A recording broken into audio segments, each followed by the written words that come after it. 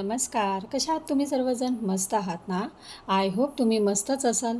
तुम्हाला आजचा दिवस छान, मस्त, आनंदाचा आणि छान आरोग्यदायी जाऊ देत आणि तुमच्या मनातल्या सगळ्या इच्छा पूर्ण होऊ देत. हीच मी ईश्वरीचरणी प्रार्थना करते आणि आपल्या व्हिडिओला सुरुवात करते. तर आज छान असं झाडाला गुलाबाचं फूल पुन्हा आलेलं आहे आणि आणि येतच असतात गुलाबाची फुलं, जास्वंदीची फुलं. खूप छान छान अशी वेगवेगळी फुलं लावलेली आहेत, पण येत असतात आणि त्यातल्या त्यात मनी प्लांट पण छान असं बहरच चाललेलं आहे आणि त्याला बांबू असं लावलेलं आहे ना, त्याच्यामुळे त्याच्या खूप छान असं बाजूने भोवतीने असं बहरलेले आहेत मनी प्लांटसुद्धा. तर आता उन्हाळा आहे तर 2-3 वेळा पाणी असं घातलंच पाहिजे आणि त्याच्यामुळे आपली झाडं टवटवीत राहणार. तर पानं फुलं सुकतात त्याच्यामुळे काळजी तर घेतलीच पाहिजे आणि असं थोडं थोडं पाणी शिंपडत जायचं म्हणजे पानंसुद्धा सुकून जात नाही, छान टवटवीत दिसतात.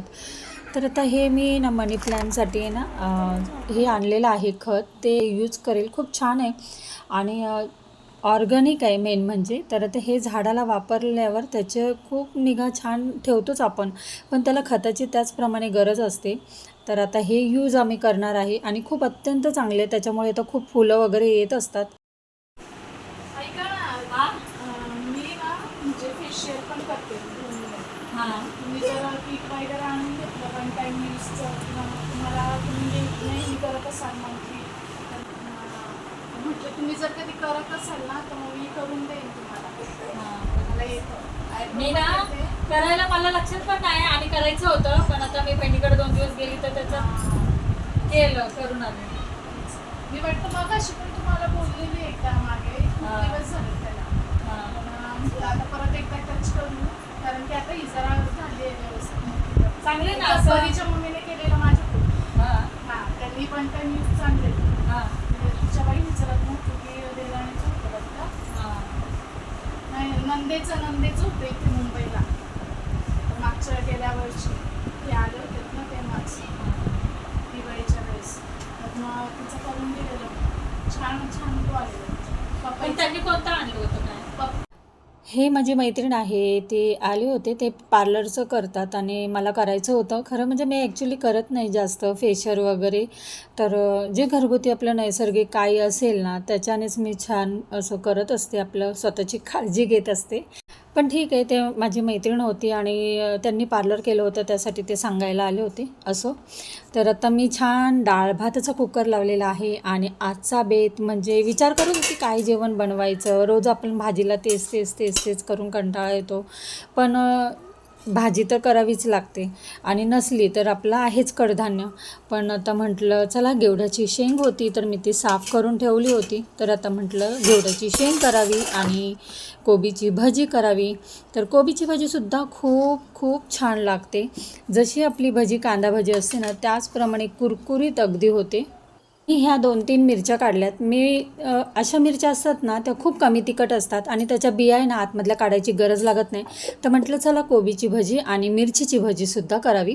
तर आता कोबीच्या भजीला हिरवी मिरची, लसूण, जिरं फक्त तेवढंच वाटायचं आहे आणि त्याची मी पेस्ट करून घेतली आहे आणि इथे बारीक असा कोबी कापून घेतलेला आहे. अगदी बारीक कापायचा आहे आणि त्याच्यामध्ये चण्याचं पीठ टाकले.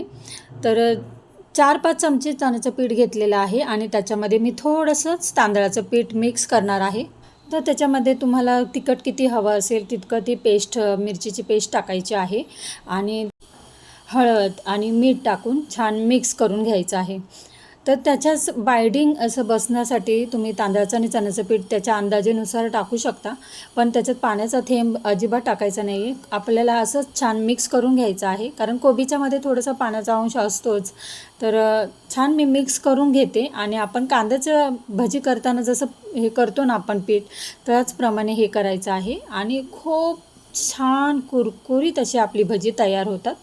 तर आता छान मिक्स करून घेतलं, अजिबात सोडा टाकलेला नाही आहे. तर इथे माझी घेवड्याची शेंग होत आली आहे, त्याच्यात थोडासा शेंगदाण्याचा कूट टाकून घेते.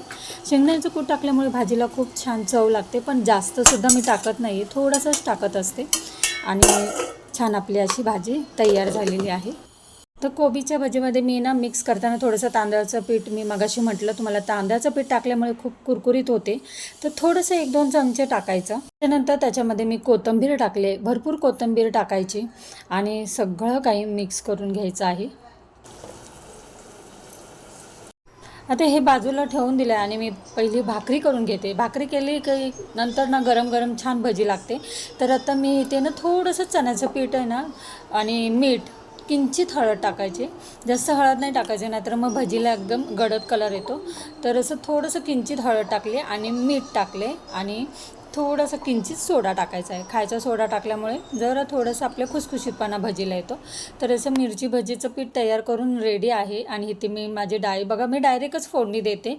कधी कधीच अशी डाळ वेगळी शिजवते, पण जास्त करून कसं आपले टाईम बचत होतो, गॅसचं सुद्धा बचत होतं. तर मग मी ना डायरेक्टच डाळीला फोडणी कुकरमध्येच देते आणि डाळ शिजायला ठेवते. तर आता सगळं तर झालं आहे माझं जेवण. इकडे मी तेल गरम करायला ठेवलं आहे आणि इकडे माझी भाकरी पण करून झालेली आहे. पीठ रेडी झालेलं आहे मिरची भजीचं. तर आता छान मी मध्ये कट केले आहेत मिरचीला आणि त्याच्यात थोडंसं किंचित मीठ भरलेलं आहे. तर मिरची भजी करताना मध्ये कट करून किंचित मीठ असं भरायचं, त्याच्यामुळे खूप छान मिरचीला चव लागते. तर आता छान मी मिरची भजी करून घेते आणि त्याच्यानंतर कोबीची भजी करणार आहे.